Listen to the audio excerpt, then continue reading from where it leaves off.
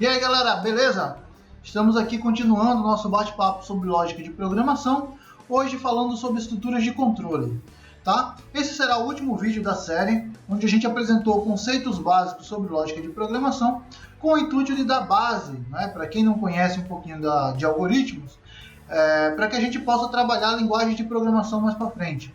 Então eu gosto muito do Android, gosto muito do Java, do PHP, do Python, e eu quero falar um pouco mais sobre essas próximas linguagens, tá? E até em vídeos únicos, vídeos que vão mostrar como criar pequenos projetos, né? Microprojetos, tá? De estudo mesmo. E aí eu precisava que a galera que quisesse entender esses vídeos tivesse uma base antes. Então eu criei essa série de vídeos, 4 vídeos sobre lógica de programação, para dar essa base a todo mundo que precisa um pouquinho desse entendimento. Então hoje a gente fecha essa série falando um pouco sobre estruturas de controle, né, que são justamente as estruturas sequenciais, de seleção e de repetição, beleza? Vamos lá para a gente ter conteúdo aí para a gente falar por mais um tempo aí. Show? Pessoal, essa é a nossa agenda, como eu comentei agora há pouco, estrutura sequencial, de seleção e de repetição. Tá? O que são estruturas sequenciais? Refere-se a uma execução padrão de um algoritmo. As ações são executadas de cima para baixo e da esquerda para a direita. E o ponto em vírgula finaliza a linha de execução de uma ação. Então, por muito tempo, se programou da maneira que a gente chama estruturada, né? Que é justamente essa maneira que você está vendo na tela. São algoritmos, né, criados para programação, que são executados de cima para baixo e da esquerda para a direita. E que cada instrução, cada execução, ela deve ser finalizada com ponto e vírgula. Mas se ainda se programa assim, bem, você precisa fazer um certo paralelo para entender isso. Existem ainda hoje programas que a gente chama de legados, né, programas de longas datas, que são completamente estruturados, tá? Ainda existem esses programas que são sim estruturados, beleza? Essas estruturas de programação completamente estruturadas. Mas esse entendimento do programa passo a passo, da estrutura sequencial, ela existe ainda na programação orientada a objeto. Afinal, quando você vai criar um método dentro de uma classe qualquer, aquelas instruções que tem dentro do método são estruturadas. Só que a maneira que o programa, de maneira macro, ela é pensada, aí sim ela é orientada a objeto, beleza? Então estruturas sequenciais ela existem e não existem apenas em programas estruturados, também em programas orientados a objetos, mas aí estamos falando de estruturas, de trechos de códigos, né, que apresentam a estrutura sequencial. O exemplo disso está aí, um programa, um algoritmo feito em Portugal para média aritmética, né? Então você vê que a leitura do algoritmo vem da linha 1 até a linha 16, onde ele tem seu fim. E ela não volta para a linha 1 ou não volta para a linha 2, ela é feita justamente de cima para baixo. Se você for verificar também a parte de cálculos, de leitura, de declaração de variáveis, são todas feitas da esquerda para a direita. Onde, por exemplo, na linha 4, você vai ver a declaração do tipo da variável, do tipo real, tá? E a declaração das 4 notas, tá? Por fim, a declaração de uma média anual. Quando você vai ler a linha 8, também sobre a entrada de dados, você diz leia N1, N2, N3, N4. Então o programa ele vai pedir para que seja inserido no seu escopo, pelo usuário, os valores de N1, N2, N3, N4. Então sempre a leitura vai ser de cima para baixo e da esquerda para a direita. E você percebe também que na linha 8 e na linha 11 e na linha 14, que são linhas de instruções de código, eles têm ponto e vírgula no final das suas instruções. Beleza? Vamos lá. Estruturas de seleção. Uma estrutura de seleção permite a escolha de um grupo de ações, que a gente vai chamar de bloco, a ser executado quando determinadas condições representadas por expressões lógicas, que vimos isso no vídeo passado, ou relacionais, também vista no vídeo passado, são ou não satisfeitas. Ou seja, quando a gente identifica que aquelas expressões lógicas ou relacionais são verdades para aquele resultado, beleza? Uma seleção simples, como é que acontece? Você vai identificar se a condição, né, se é verdadeiro ou se é falso, né, para a condição que você está colocando ali para o se, e se aquilo for verdadeiro, então ele vai executar a linha de comando que tem ali C, 2 pontos. comando único, ação primitiva. E aí você declara o fim do se, o fim desse bloco de programação, desse bloco de seleção simples. A gente pode tornar isso mais complexo? Claro que pode, com a seleção composta. Se, então, então se a condição for verdadeira, então ele vai ali daquele início do bloco verdade, executar até o fim do bloco verdade. Mas se a condição for falsa, ele vai para um outro bloco chamado senão, que ele vai executar aquela execução do senão. E aí, ao final desse teste, você coloca fim de se para concluir esse bloco de seleção composta. Estruturas de seleção encadeada. Quando, devido à necessidade de processamento, agruparmos várias seleções, nós formaremos uma seleção encadeada. Então aí é o mesmo bloco, de programação, onde você começa do lado esquerdo e você conclui no fim se lá no bloco do lado direito, beleza? Veja que você dentro dos se, você tem um outro se e você pode ter um outro se e assim sucessivamente. E dentro desses diversos se's, você pode ter um se não, caso a primeira condição dê errada, seja falsa, você pode executar um se não para cada bloco, beleza? Então quando você encadeia vários se's, você tem uma seleção encadeada heterogênea, beleza? Isso é possível? Beleza, isso é possível. É uma boa prática? Depende do teu problema de programação, mas em geral, quando a gente tem vários se's encadeados, é preferível que a gente utilize uma outra estratégia, como por exemplo, a seleção encadeada homogênea e não a heterogênea. Por quê?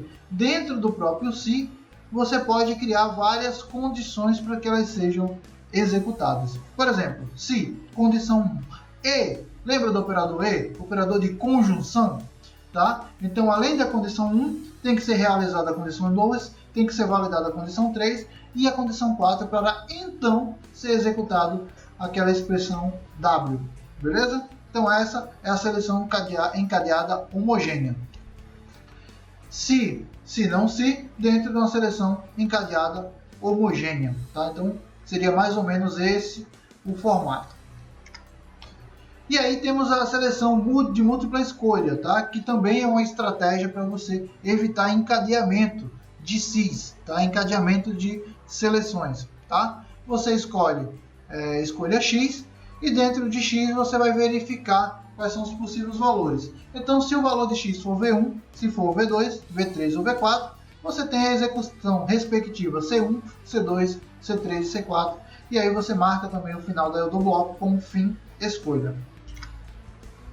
Essas foram as estruturas de seleção, quando você precisa, na verdade, validar algum determinado valor por meio de uma expressão lógica ou relacional, e a partir do valor que resultar ali sendo true, você tem uma execução. Se for false, você tem outra execução. Então, se for verdade, você executa um então.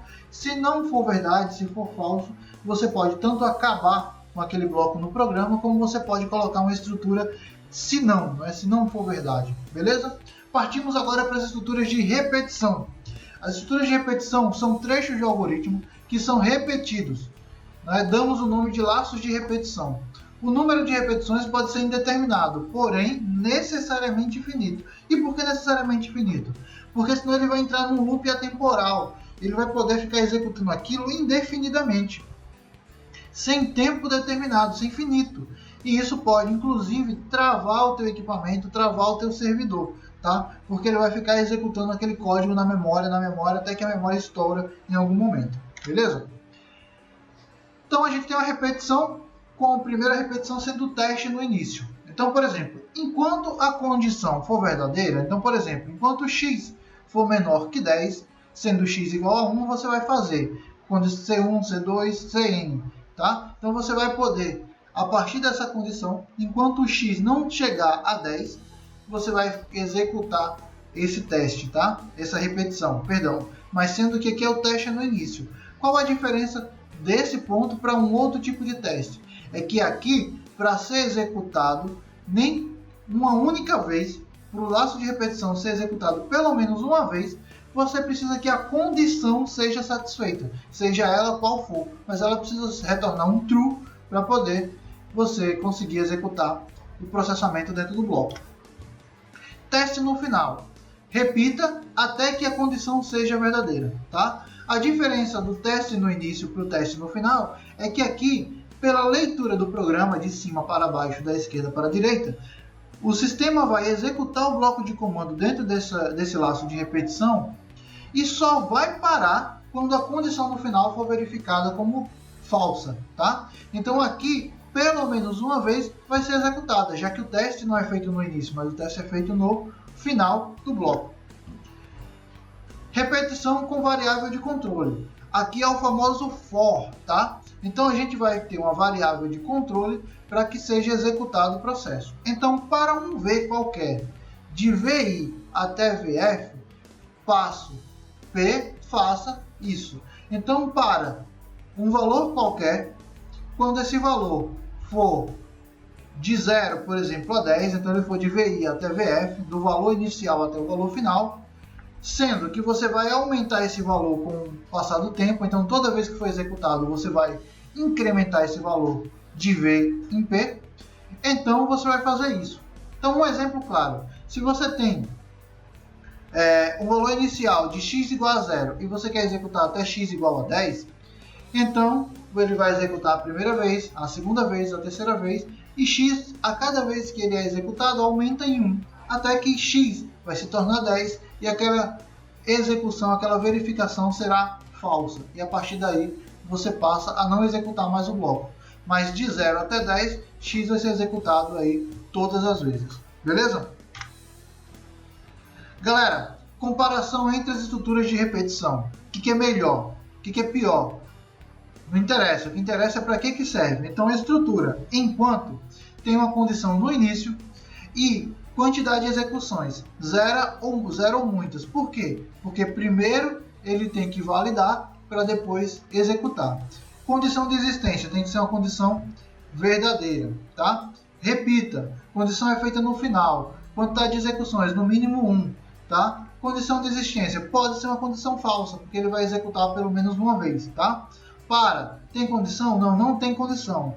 Quantidade de execuções vai ser o valor final menos o valor inicial dividido por P mais 1, beleza?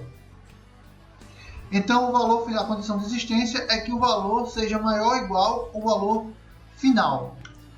Galera, era isso que a gente tinha para falar sobre estrutura de controle, estrutura de repetição.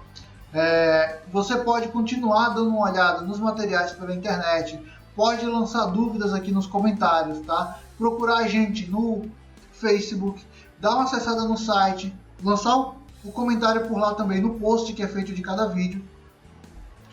E aí tirar todas as suas dúvidas para que você conheça bem as estruturas.